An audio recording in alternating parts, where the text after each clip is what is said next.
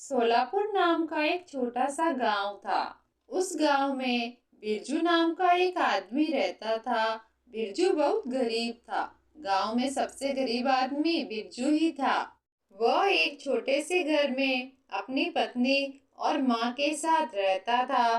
बिरजू के पास उसके पूर्वजों की जमीन का एक छोटा सा टुकड़ा था, जिस पर वो खेती बाड़ी करता था। जितनी फसल होती थी उससे उनका साल भी नहीं निकलता था।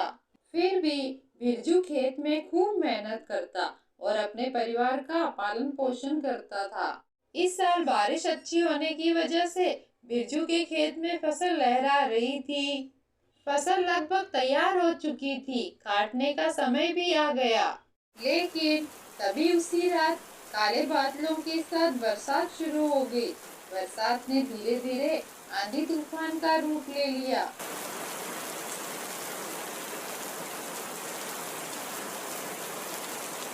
हे भगवान, ये क्या हो गया।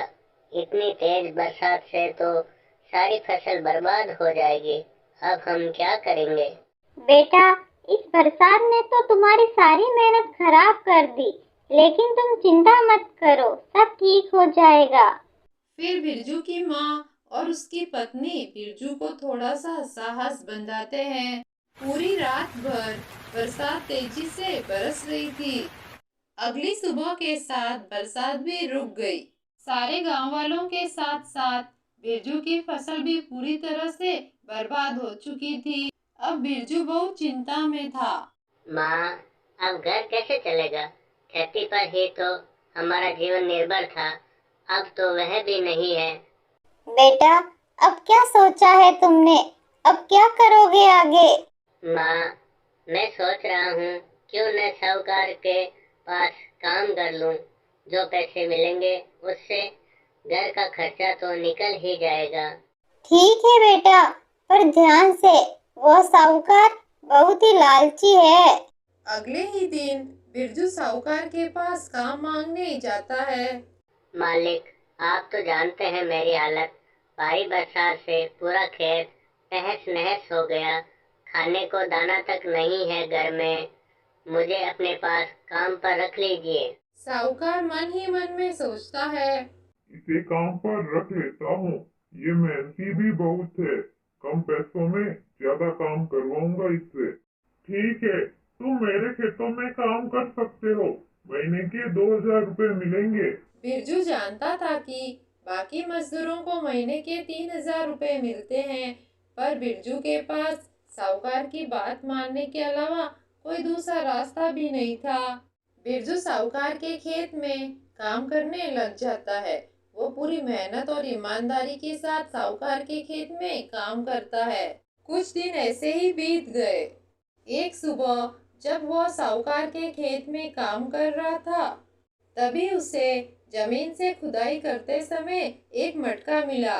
शाम को बिरजू मटका लेकर घर आ गया और अपनी पत्नी से बोला, ये मटका मुझे खेत में मिला। आज से हम इस मटके का ठंडा पानी पिएंगे। लो, इसे रख दो पानी से भरकर। कुछ समय बाद जब वह मटके को देखती है तो वो हैरान हो जाती है, क्योंकि मटका तो दूध से भरा हुआ था। तब वह बिरजू और अपनी सास को बुलाती है। आवाज सुनकर दोनों उसके पास जाते हैं। ये देखिए, मटका तो दूध से भरा हुआ है।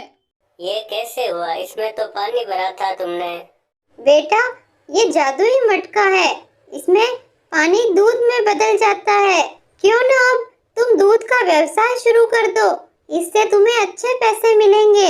अगले ही दिन से बिरजू गांव में जगह जगह दूध का ठेला लगाने लगा।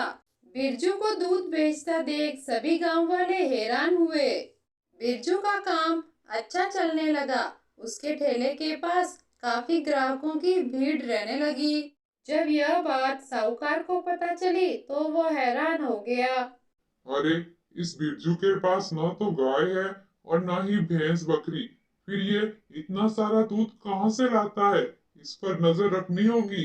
एक दिन जब बिरजू अपनी पत्नी से जादुई मटके के बारे में बात कर रहा था, तब साहूकार चुपके से खिड़की से उनकी सारी बातें सुन रहा था। उनकी बातें सुनकर साहूकार आश्चर्यचकित रह गया और उसने वो मटका चुराने की सोची। आधी रात को मौका देखकर साहूकार मटका चुरा ले गया और अपने घर पर लाकर उसमें पानी भरा। अब मैं गांव का सबसे अमीर आदमी बन जाऊंगा। मैं जगह जगह दूध की डेयरी खोलूंगा। इससे मुझे काफी मुनाफा होगा। लेकिन कुछ समय बाद उस मटके में से सांप, बिच्छू जैसे जीव निकलने लगे। ये देखकर साहूकार डर गया। लालची साहूकार, लालची मन के साथ जो भी मेरा इस्तेमाल करेगा उसके साथ ऐसा ही होगा। बिरजू मन का सांप है, मुझे वापस बिरजू के हवाले कर दे। अगली ही सुबह साहूकार बिरजू के पास आया और उसे मटका वापस दे दिया। मुझे माफ कर दो बिरजू, इस मटके पर तुम्हारा अधिकार है। मैं लालच में अंधा हो गया था, जो इसे मैं तुम्हारे घर से चुरा ले गया। अब बिरजू और उसके परिवार के दिन मजे से कटने लगे। बिरजू दूध बेचता और अपने परिवार का पालन पोषण करता। कहानी को लाइक, शेयर और सब्सक्राइब जरूर करें।